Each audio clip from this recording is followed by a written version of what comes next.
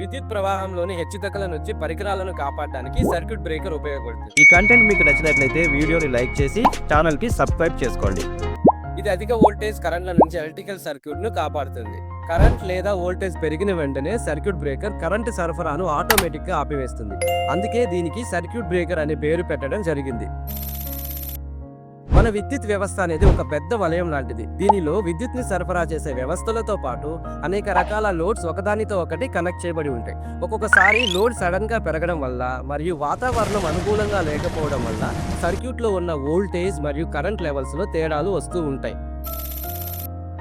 విద్యుత్ వ్యవస్థలో ఉపయోగించే పరికరాలన్నీ కూడా ఒక నిర్దిష్టమైన పరిమితిలో పనిచేసే విధంగా తయారు చేయబడ్డాయి.